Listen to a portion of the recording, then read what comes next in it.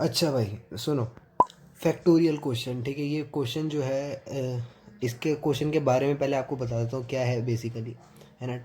आपको पता है फैक्टोरियल क्या होता है? 10 फैक्टोरियल होता है 1 into 2 into 3 into 4 into 5 into 6 into 7 into 8 into 9 into 10। Agree करते हो इस बात से, है ना? 10 फैक्टोरियल होता है इतना। तो इस सब का मल्टीप्लाई करके ये आता है। ये मैंने पहले इसलिए लिख दिया क्योंकि मेरे को कैलकुलेटर से करना था, ठीक है। मैंने सोचा दिखा देता हूँ रिजल्ट। तो क्वेश्चन कहता है हमारा, ये फैक्टोरियल क्वेश्चन जो है आपको मैं डिस्क्रिप्शन में लिंक दे दूँगा, कोड शेफ में है। और जब DSA लर्न वाली सीरीज़ है उसमें एक क्वेश्चन मिल जाएगा आपको, ठीक है। मैंने पिछली वीडियो में आपको जो बताए थे 5 क्वेश्चन, उसके बाद 6 क्वेश्चन था ये, अगर आपको याद हो तो क्वेश्चन कह रहा है, कह रहे कि आपको बताना है कि n फैक्टोरियल में कितने ज़ीरोज़ होंगे जो फाइनल आंसर होगा। इसके पीछे 2 ज़ीरोज़ थे, तो आउटपुट होना चाहिए 2। समझ में आया? मतलब मैं बोलूँ n फैक्टोरियल यानी मान लो कि 3 फैक्टोरियल, इसके पीछे कितने ज़ीरो होंगे? तो 1 into 2 into 3 कितना होता है? 6 होता है, यानी कोई जीरो नहीं है, तो इसका आंसर आने वाला है। आउटपुट जो चाहिए वो मुझे चाहिए ज़ीरो। मान लो 10 फैक्टोरियल बोलूँ तो आंसर आना चाहिए 2, क्योंकि पीछे कितने ज़ीरो हैं? 2 ज़ीरो है, ठीक है। तो यार ये चीज़ पता कैसे चलेगी? अब एक सिंपल सा तुम एक लेमैन लैंग्वेज में बोलता हूँ, तुम एक कोड लिखोगे जिसमें क्या करोगे, फैक्टोरियल निकाल दोगे, उसके बाद काउंट करोगे ज़ीरोज़ को। तो यार ये नंबर छोटा नहीं है बहुत। मैं 100 फैक्टोरियल भी बोलूँगा, तुम्हारा इंट ओवरफ्लो कर जाएगा, है ना। ओवरफ्लो समझते हो ना क्या होता है? यानी तुम रेंज से बाहर चले जाओगे इंटीजर की, यानी लॉन्ग लॉन्ग इंट वगैरह लेना पड़ेगा, है ना। तब भी बहुत दिक्कत आएगी, है ना। इसलिए एक शॉर्टकट होता है, इसको हम वैसे कहते हैं जो पीछे, देखो मैं आगे की ज़ीरो की बात नहीं कर रहा हूँ, बीच के ज़ीरो की बात नहीं कर रहा हूँ, आखिरी ज़ीरो की बात करता हूँ, ठीक है। तो उसको टेलरिंग ज़ीरो कहते हैं, ठीक है। स्पेलिंग को छोड़ो, टेलरिंग ज़ीरो कहते हैं। तो हमें टेलरिंग ज़ीरो निकालने का तरीका पता होना चाहिए, ठीक है। वही मैं आपको इसमें कोड करके भी दिखाऊंगा, है ना। तो देखो यार, पीछे ज़ीरो लाने का कारण क्या हो सकता है? असल में आप देखोगे, ज़ीरो जो बनता है यानी 10 जो पीछे आता है वो 2 कारणों से आता है, मतलब 2 और 5 की वजह से, ठीक है। अगर आपके पास देखो ये 2 है और ये 5 है, एक ज़ीरो का जिम्मेवार ये है, 5 2 10 दे रहा है, और एक 2 इसका आ जाएगा 4 का, और आगे 5 कहाँ आ रहा है? यहाँ आ रहा है ना। 4 का कह दो या इसी का कह दो, 2 5, ये भी 2 into 5 होता है। ये 2 5 और ये 2 5 मिलके 2 ज़ीरो ला रहे हैं। तो वैसे अगर आप थोड़ा गौर से देखोगे, 10 फैक्टोरियल में 1 into 2 into 3 into 4 into 5 into 6 into ऐसे करके जा रहा है 10 तक, है ना। तो यहाँ देखो 2 आपको यहाँ दिख गया, यहाँ दिख गया 2, यहाँ भी 2 दिख गया, है ना। 6 क्या होता है? 3 into 2 होता है। तो यार 2 बहुत जगह दिख जाएगा, मगर 5 बहुत कम जगह है। एक 5 यहाँ है, एक 5 यहाँ है, और 5 2 जगह था, तो आंसर क्या आ रहा है? 2 आ रहा है ना। इसका मतलब क्या हो रहा है? कहीं ऐसा तो नहीं कि अ, देखो 10 को डिवाइड कर दूँ 5 से, कितना आंसर आता है? 2 आता है।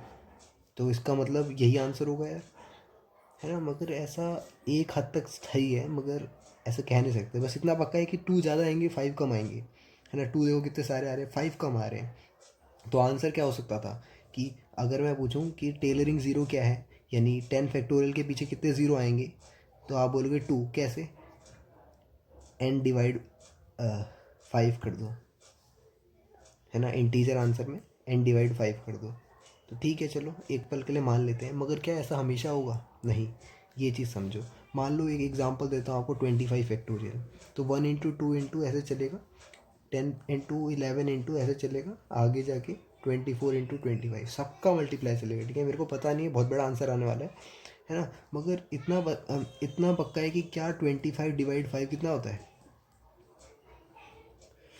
5 5 से 25, क्या 5 आंसर आने वाला है, ठीक है। ऐसा नहीं है कि मतलब अगर पॉइंट में आंसर आएगा तो हम इंटीजर वैल्यू लेंगे, ठीक है। ऐसा मत सोचना पॉइंट में ज़ीरोज़ कैसे आ सकते हैं, ठीक है। तो इंटीजर क्या 5 आंसर आने वाले हैं? आंसर है भाई कि नहीं, ऐसा नहीं होता। असल में आप देखोगे कि यहाँ 1 से लेके 5 तक जा रहा है ना। फोकस बिगड़ गया क्या? अब ठीक है ना।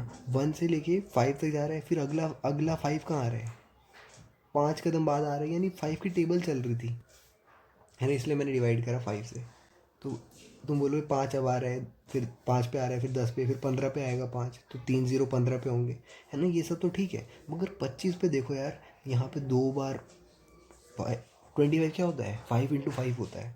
तो चलो 5 की टेबल चल रही थी, 5 यहाँ आया, फिर 10 पे आया, फिर 15 पे आया, फिर 20 पे आया, मगर 25 में गड़बड़ हो गई, क्योंकि सब में एक एक बार 5 आ रहा है, 25 में 2 बार 5 आ रहा है। तो इसका मतलब ना चक्कर क्या है कि ये चीज़ें गड़बड़ कर देंगी, है ना, हमारे आंसर में ये चीज़ें गड़बड़ कर देंगी। तो इससे बचने का तरीका क्या है, जो हमारा टेलरिंग ज़ीरो आएंगे, यानी जो आखिरी के ज़ीरो हैं, ऐसे में कह दूँ लास्ट ज़ीरो आएंगी, वो n/5 प्लस, ठीक है, n को 5 से डिवाइड करा, जो आंसर आया 5, प्लस n/25, समझे,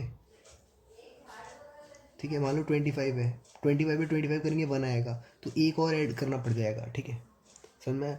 ऐसे ही करके और बड़ी वैल्यू है तो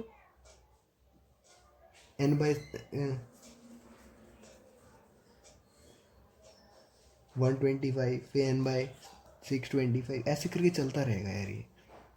तब फाइनल आंसर आएगा हमारा कि पीछे कितने ज़ीरोज़ हैं, ठीक है। तो इसका सिंपल सा कोड जो है मैं आपको लॉजिकली बता देता हूँ, फिर उसके बाद हम सीधा कोड करेंगे लैपटॉप पे, ठीक है। तो फिलहाल आप समझ लो कि हो क्या रहा है चक्कर, कि हमारे पास मैं नेक्स्ट पेज कर रहा हूँ। पहले तो टेस्ट केसेस का लूप चला देंगे वाइल वाला, है ना, उसके अंदर, और उसके बाद क्या लेंगे, एन ले लेंगे इनपुट में, ठीक है। कि हमें जैसे मान लो ये पूछ रहे 100 फैक्टोरियल के पीछे कितने ज़ीरोज़ आएंगे, 100 फैक्टोरियल के पीछे कितने ज़ीरोज़ आएंगे, ये पूछ रहे हैं, ठीक है। तो हमें कैसे पता चलेगा, पहले हमने 100 ले लिया, 100 आ गया। अब क्या करेंगे, मान लेते हैं कि एक पहले फॉर लूप चला देते हैं। फॉर लूप कहाँ से कहाँ तक, आई को मैं ले लेता हूँ, 5 से शुरू करते हैं, है ना, और एन तक ले जाएंगे, ठीक है, great smaller than equal to N, और आई की इक्वल टू 5 कर देंगे। यानी ये चीज़ समझिए कैसे आ रहा है, देखो 5 की टेबल चलने वाली है हमारे पास, 5 1 जा 5, 5 2 जा 10, 5 3 जा 15, ऐसे करके ये लूप चलेगा, ठीक है। और जब तक एन से छोटा है, हमें क्या करना है, एक मान लेते हैं आंसर मान लेते हैं, या रिज़ल्ट मान लेते हैं 0 है, ठीक है, आंसर हमारा 0 है, और आंसर को ले लेते हैं हम इक्वल टू आंसर प्लस, ठीक है। ये मैं आंसर लिख रहा हूँ ऐसे ही, यहाँ पे एन है, यानी एन क्या है, क्वेश्चन में दे रखा है, ठीक है, n/i कर देते हैं। यही तो मैं आपको बता रहा था कि मान लो अगर 100 होता तो 100 को डिवाइड कर देंगे 5 से, तो आंसर ऐड करते जाएंगे। ऐसा क्यों कर रहा हूँ मैं, क्योंकि ये टेबल चलना ज़रूरी है, क्योंकि आगे जाके मान लो 25 आ गया, और n जो है वो देखो, अगर n अगर 25 से छोटा रहेगा तो ये 0 आने वाला है ना, क्योंकि इंटीजर हम पॉइंट में तो ले नहीं रहे हैं। तो आंसर में इस तरह से हमारा छोटा सा आंसर बनेगा, ठीक है। ये कोड शेप का क्वेश्चन था, मैं आपको लिंक डिस्क्रिप्शन में दे दूंगा, ठीक है। अब चलते हैं कोड की तरफ, चलो। तो इनपुट का इंट ले लेते हैं टी, हाँ, इनपुट करवा देते हैं पहले, वाइल का लूप चला देते हैं एन तक, टी तक, टी माइनस माइनस, इसके अंदर होगा, छोटा सा कोड लिखता हूँ मैं, मान लेता हूँ मैं कि रिजल्ट जो है वो 0 है, ठीक है। और एक फॉर का लूप चलाते हैं, फॉर आई को मैं 5 से ले जाऊंगा, ठीक है, एन तक, और आई इंक्रीमेंट करता जाऊंगा इक्वल टू आई इंटू 5, यानी 5 की टेबल के साथ इंक्रीमेंट होगा। अब इसके अंदर हमारा सिंपल क्या रहेगा, देखो यहाँ पे मैं करली ब्रेसेस भी लगा सकता हूँ, वरना क्योंकि मैं एक ही चीज़ लिख रहा हूँ, एक स्टेटमेंट लिख रहा हूँ, तो ज़्यादा ज़रूरत नहीं है, मतलब नहीं भी लगाएं तो भी चलेगा। रिजल्ट जो हो जाएगा वो result plus equal to n/i हो जाएगा, ठीक है। ये क्यों करा है, इसका मतलब वही होता है, result equal to result plus n/i, result को रिटर्न करते हैं। और लेट्स चेक कि हमारा आंसर सही आ रहा है कि नहीं आ रहा है।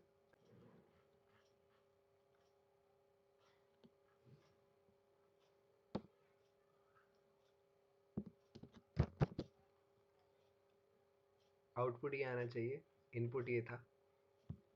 एक छोटी सी गड़बड़ है, यहाँ पे हमने n अंदर लेते हैं, ठीक है, यहाँ t लेते हैं, फिर c नहीं लेते हैं अंदर को,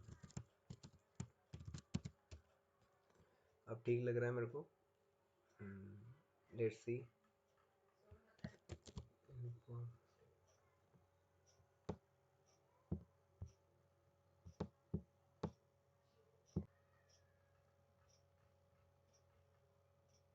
एन क्या है? सही बात है, एन तो इंट लेना चाहिए था। छोटी मोटी गलती हो जाती है। Rerun it.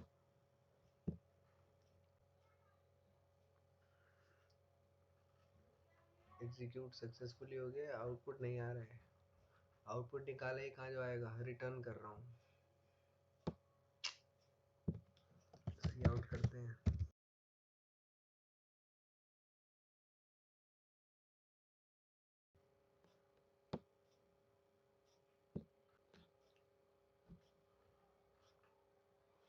तो आंसर कुछ ऐसा आ रहा है 0 14 24 करके।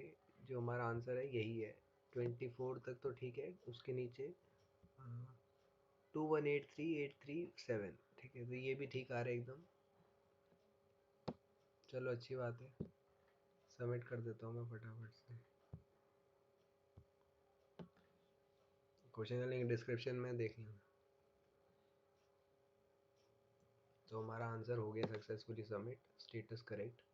सॉल्यूशन देख लेना, ठीक है। सॉल्यूशन दिखाई दिया, वैसे छोटा सा क्वेश्चन था। तरीका आपको स्टार्टिंग में सिखा दिया। बस आज के लिए इतना ही, मिलते हैं नेक्स्ट में, बाय। तू ही जिम्मेदार है आज तेरे दिन का, खड़ा मत रहे एक जगह पे, भाग जैसे मिल्खा। अच्छे लोग मिलेंगे अगर तू है साफ तेरे दिल का, टेंशन काय को ले रहा तेरे बिल का। सीधा करने का ऑर्डर मंगाने का, दिल जो करेगा सीधा खोल के चबाने का। जिंदगी एक है फट्टे मचाने का, कल का किसको क्या पता आज को सजाने का।